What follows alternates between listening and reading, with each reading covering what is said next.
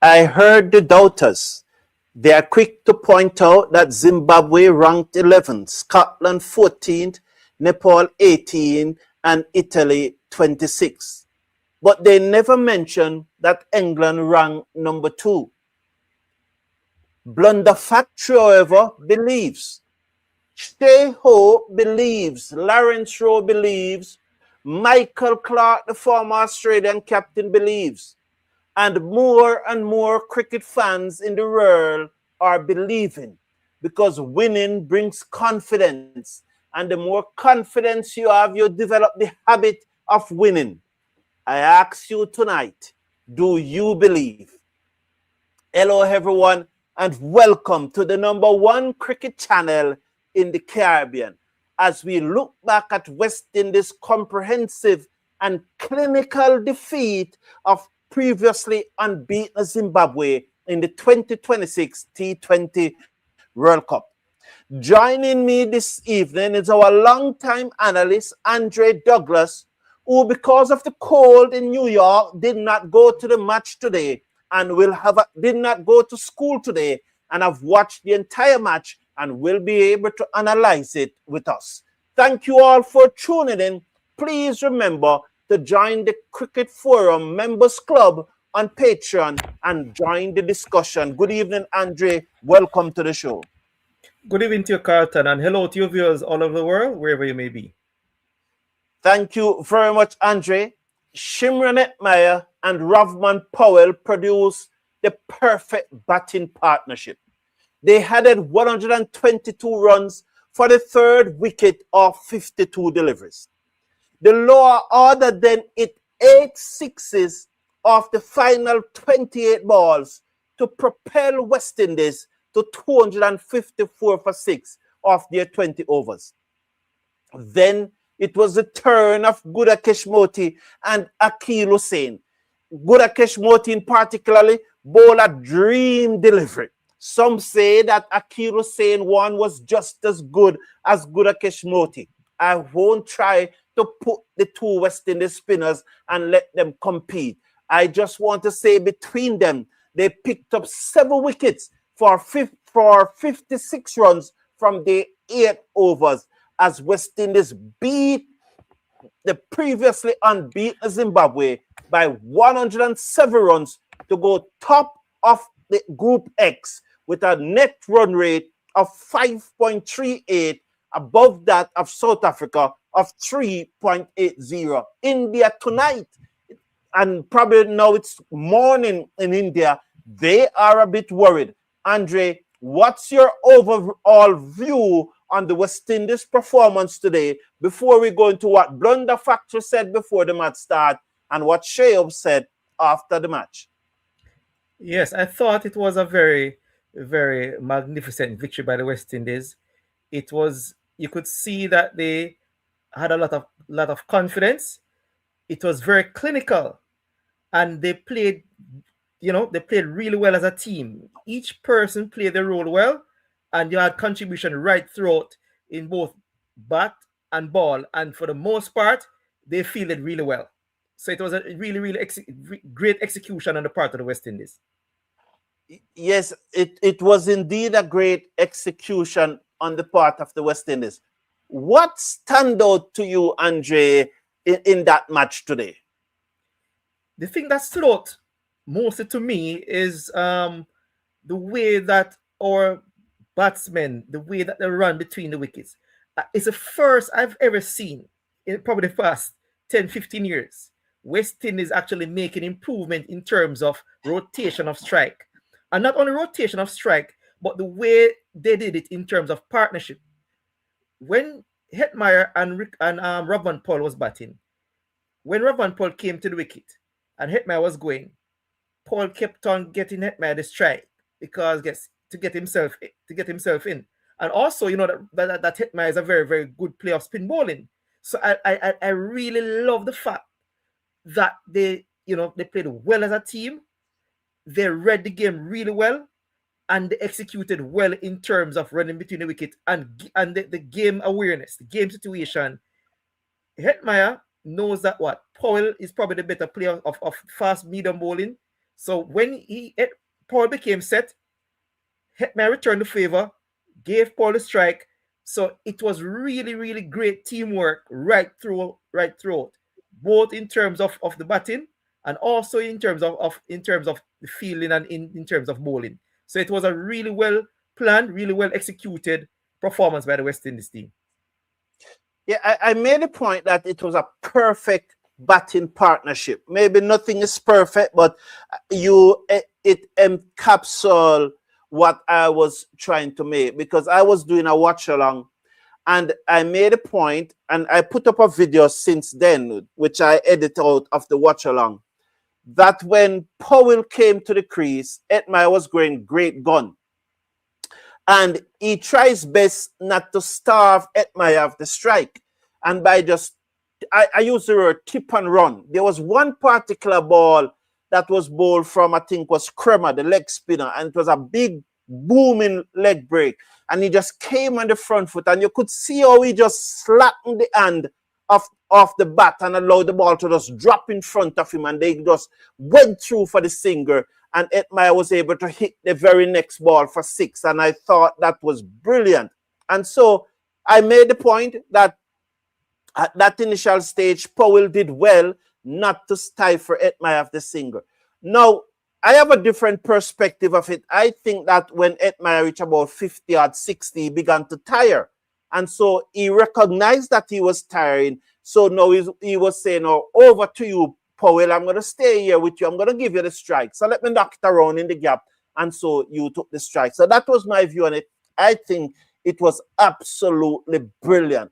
Well, Andre, when you look at Motie and Hosein, I am very happy that after a lot of lobbying, because on this channel, we lobby a lot for Hosein to bowl the new ball. And we're glad that Blunder Factor finally started to give Akeal Hosein that new ball to bowl. And we are seeing the effect of that. But what a ball that Motie bowl, I think it was to Raza. It came in the air, it pitched about mid and leg and hit the top of half. Wonderful delivery, Andre. An absolute beauty by Motie. You think about both Motie, and that's what I mean. Wonderful delivery by Motie. And Motie, his ability to vary space, to use the crease, is just something to behold.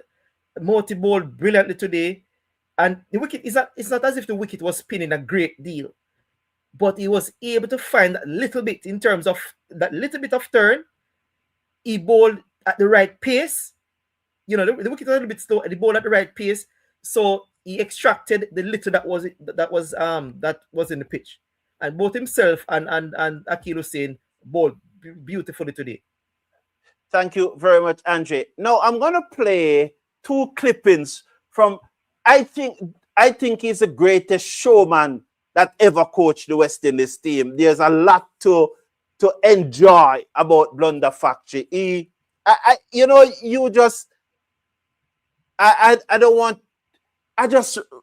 I look at this, Andre. I just love what he's doing here. He looks so relaxed. He looks so calm, But listen to him when he was asked, how do you prepare for Zimbabwe, And the question was put in a way like they want to diminish Zimbabwe achievement. But here Blunder Factory before the match yesterday. Listen.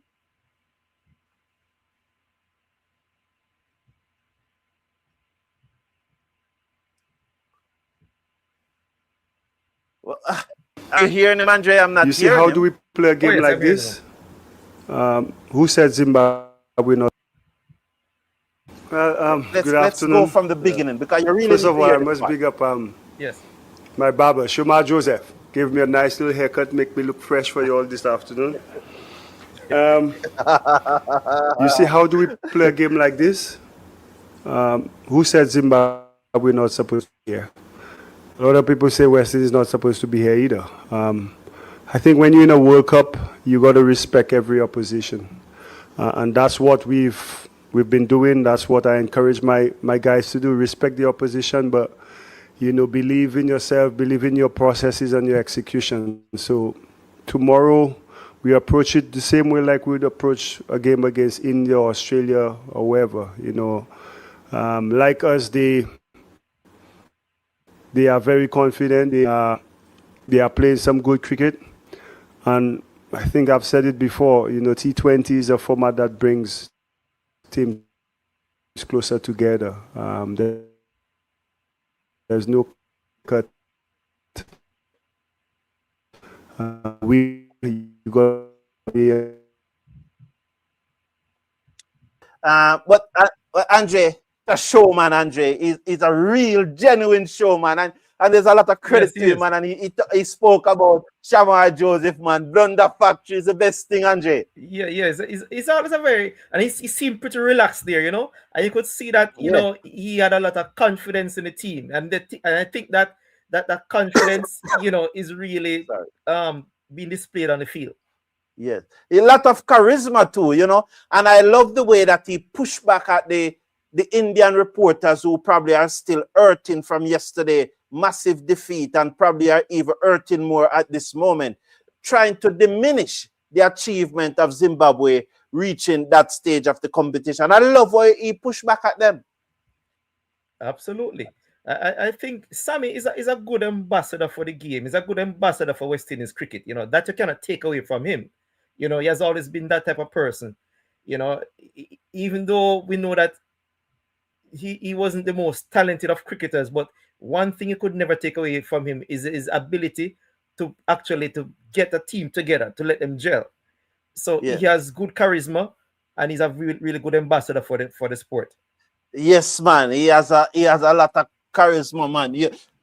Blunder Factory is one of those persons, Andre, that you can listen to, talk to for hours upon hours, because he is full of confidence, and he will always give you something to react to. Now, he also said that the team is in a good place. I hope this clip is much clearer. And today's performance probably showed that he was right. So here is Blunder Factory. The team is in a good space. We just got to continue trusting the processes and the roles successfully.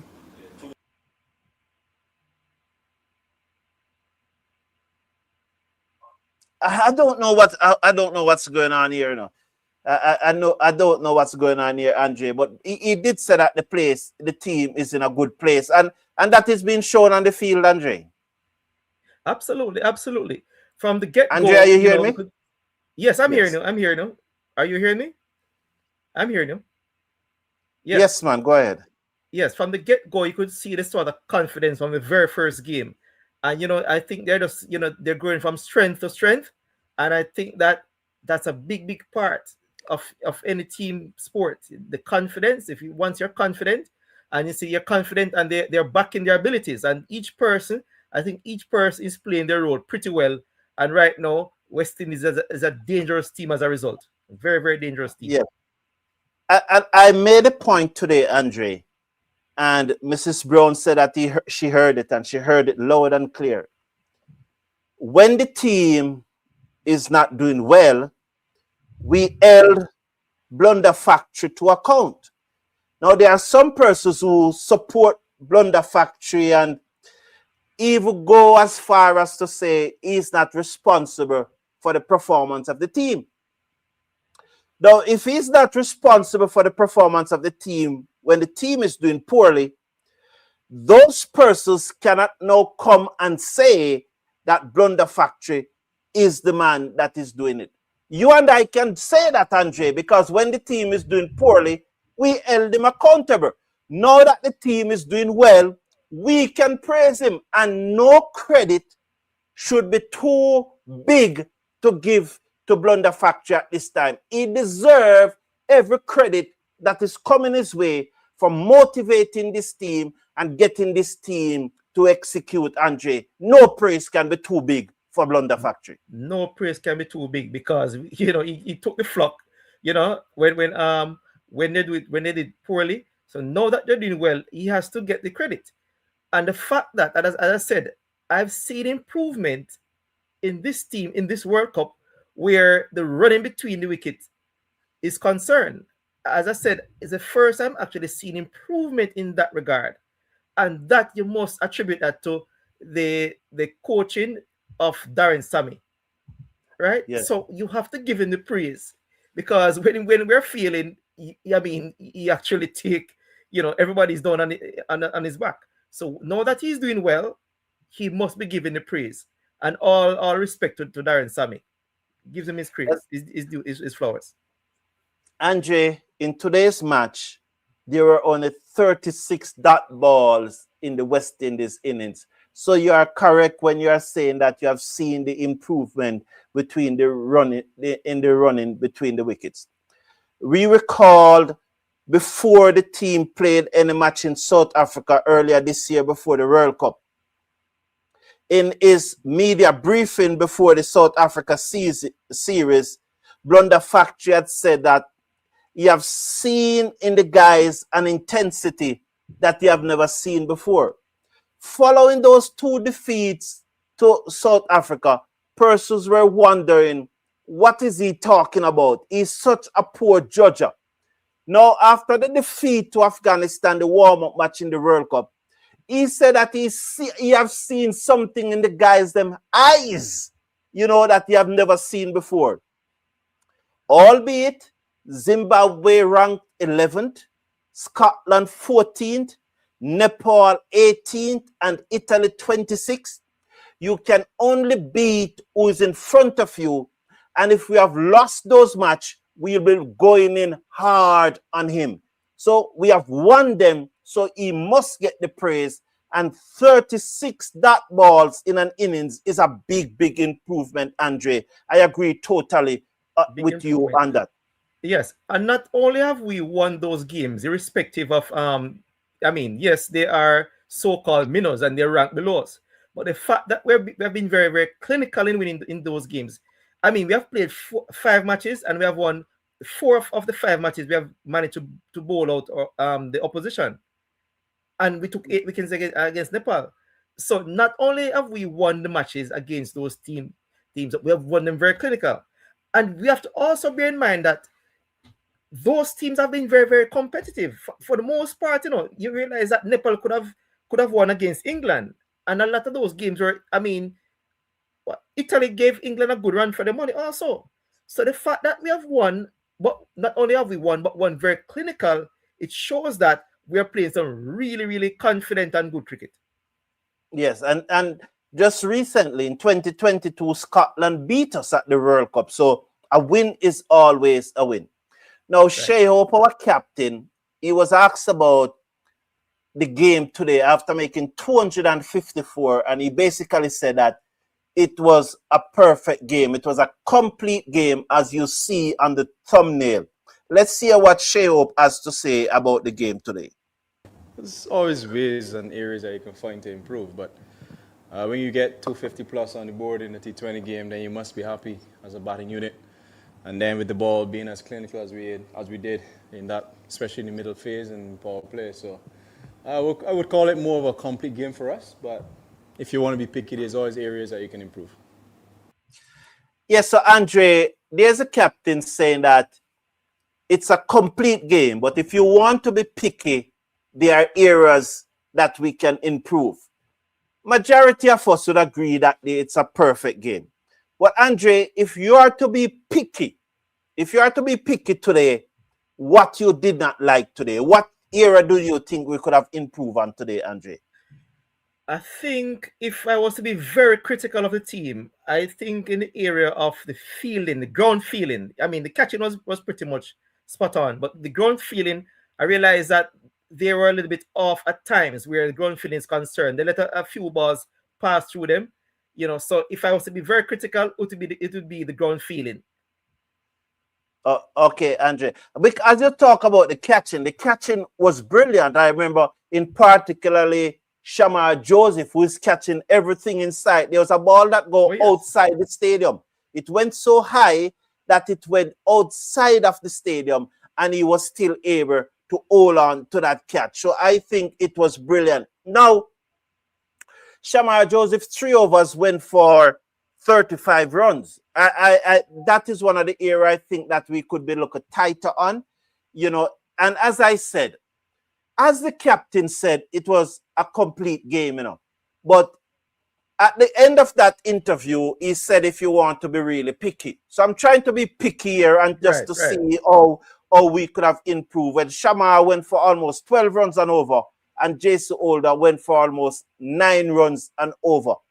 In the context of a game where the other 3 bowlers went for less than 8, Gudakesh Motie for 7, Akeal Hosein for 7, and Matthew Ford went for 7.36. Going for 11.66 is expensive, and that is one of the area that probably we need to tighten up on. But I made the point, Andre, we cannot leave Shamar Joseph out of the West Indies attack because he's the only bowler with real pace. Do you agree, Andre? I very much agree. And what I think, you know, although Shamar Joseph went for so many today, I'm going to give some credit to the lower order batter Evans. I thought he played some magnificent shot. You know, the ramp scoop and so on. He and that type of pitch, I think the faster you bowl is the further you traveled. And with Shamar Joseph pace, I thought he used Shamar Joseph pace, you know, really well. And that is why he was able to hit Shamar Joseph a few times into the stands. So although Shamar Joseph went for a few, probably a better execution of the Yorkers might have served him well, or changing up the pace. Because I realized that Matthew Ford probably is our best bowler in terms of the change of pace. And that is why I think that he was the most economical today, and he has been the most economical throughout the World Cup in terms of the fast medium bowlers. Yes, that he has been bowling well. There's no doubt about it. Now, as you know, Andre, there's no interview that can go on without the name of the miracle Shimron Hetmyer being mentioned. He has been batting so well, so they're always going to be mentioning, deservedly so, and especially after 85 from 36 deliveries, 85 from 36 deliveries, 7 fours. 36 or 33. You can double check it. It's either 35 or 36. I think it's 35 and Powell was 37. Somewhere there about. That's though is, I will check it. But yeah, 34, sorry. 34, 7 sixes and 7 fours.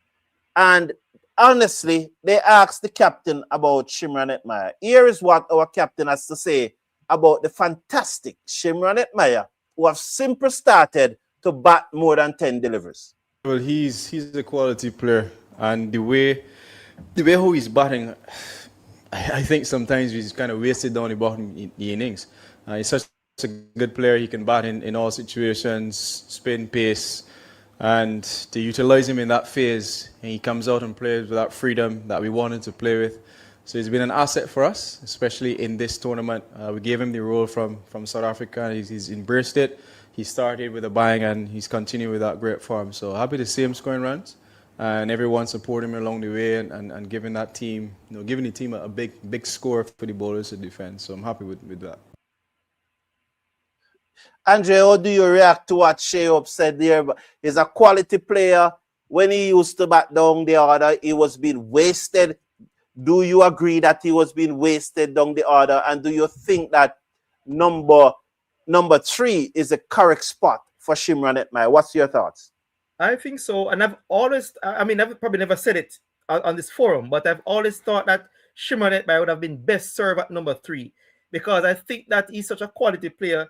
If he's given enough time, and especially in the power play overs and early, he can, once he sets himself, he can really dictate the pace.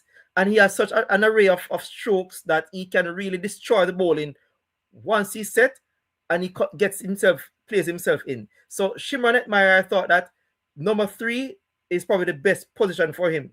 And early in his career, when he played for even the Guyana Amazon Warriors, batting at number 3, he did pretty well.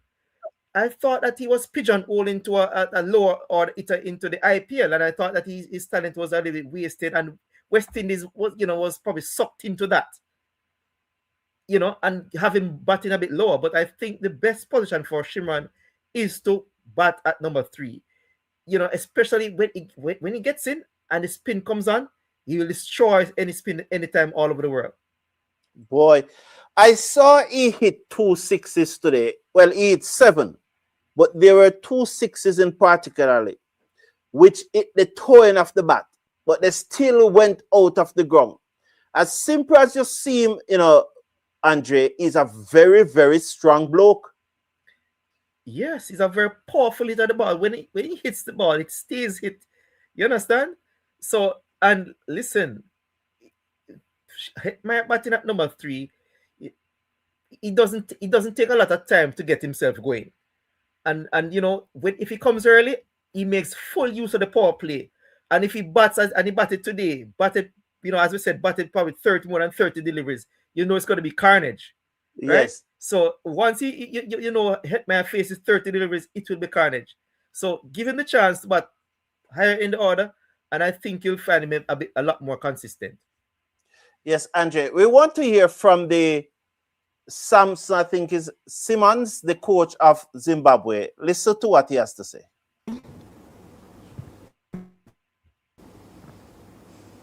If we look at it, I think there's probably only 3 of our starting 11 that have played in before. As his first time, there's massive learnings that the group will take. We take those learnings and we look ahead to the next game. We've looked one game at a time and change. The next game is part of the disappointment. We take the learnings and we move on. Yeah, he was saying that from the Zimbabwe team, and I don't know why I'm not hearing from the coaches clearly today. We heard from Sheob so clearly. Maybe the coaches don't want me to hear them. But he basically was saying there that only 3 players of the Zimbabwe team had played in India before, and the ground was small, and basically by dropping Hetmyer in the 4th over, the match could have been different. And he also believed that they could have chased down the 254, but they got off to a poor start. How important or how disappointed was that for Zimbabwe to have dropped Hetmyer so early in his innings? Do you think that would have made a difference? I very much think it could have made a difference, because Hetmyer is one of those players, that will, as he did. Once he gets in, he takes the game away from him very, very fast. And I think he's the most dominant player of spin bowling that we have. We know that the likes of Rutherford can, if Rutherford gets going, he can also hit it. But Rutherford takes a time to play himself in. So I don't think there's any other player in the West Indies team who will dominate spin bowling the way how Hetmyer does. Right? And who probably he plays spin also well. But nobody of the caliber of Hetmyer, when it comes on to dominating spin bowling, it took them to the cleaners today. And I think that made a big difference, because the fast medium bowlers, although some of them got hit, but they were far more effective, and we weren't able to get them away as much as we did against the spin bowling. So Hetmyer, that drop catch made a huge difference in the outcome in terms of the total and probably the final outcome of the game. Okay, Andre, looking forward now to the 2 toughest matches remaining. This win today guarantee that when we play India on Sunday, we'll be still in the competition. Absolutely. Even if we lose to South Africa on Thursday, which I hope we don't, but playing India on Sunday, we'll still be in the competition. Looking at South Africa, Andre, looking at India, what do you think are the West Indies' chances of going through to the semifinals? Now, I want us think about it, Andre. I want to make this point. With a net run rate for the West Indies of 5.3 and a net run rate for South Africa of 3.8 and a minus 3.8 net run rate for India, and with only 2 more matches to play, they are way behind the 8 ball. And I was thinking that could open the door for Zimbabwe to beat them on Thursday morning, because they will be trying to go so hard from ball 1 and Zimbabwe can pick them off. But Andre, how do you see West Indies going forward in this tournament? Well, firstly, I think the most important game that we have in this round is a game against South Africa. Because if we can win against South Africa, I'm very confident that we would have made to the semifinals. Because irrespective of the result on Sunday, I think we'd have enough in terms of the net run rate to go through to the semifinals. So the most important game in this round is the game against South Africa. If the result doesn't go our favor, I still think that now we can beat India, because India, to me, the batting has been a little bit iffy. You know, the Indian batting, those players, I don't think they're in the best of form. Even in the first round, you realize that the Indian team struggled in some of the games. The game against USA, the batting, it wasn't for Yadav. I think that they could have probably even lost that game. So I think that we have what it takes to beat either South Africa or India. In particularly India, because I think that the Indian batting is a bit low on confidence, and we are bowling pretty well, and we are playing some good cricket. So if we don't win the game against South Africa, I think we have what it takes to beat India. So I'm not too worried. Thank you very much, Andre. We have put ourselves in a position where we only need to win one of two games. As Andre said, I hope that we win against South Africa, and that will calm the nerves. Should we beat South Africa on Thursday, that will propel us into the semifinals.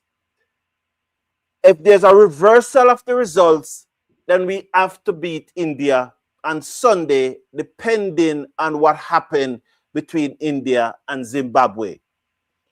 We could see a scenario where if Zimbabwe beat India, we could lose to India and still go through. But we want to keep things in our own hand. At the start of the tournament, on the Friday, February 6th, Blunder Factory said he believes. His players believe. Let the dance begin. The dance have begun now for more than 16 days. And the West Indies have yet to taste defeat. As a result, Michael Clarke, the former Australian captain, said he believes. Lawrence Rowe, the former West Indies batsman, said he believes. Many more cricket fans all over the world are beginning to believe. Do you believe? I want to thank all of you for tuning in. Thank you, Andre. I encourage you to become a member of the Cricket Forum Members Club and able to participate in our discussion. Until then, take care of yourself, take care of your loved ones, have a wonderful day, and see you on Thursday.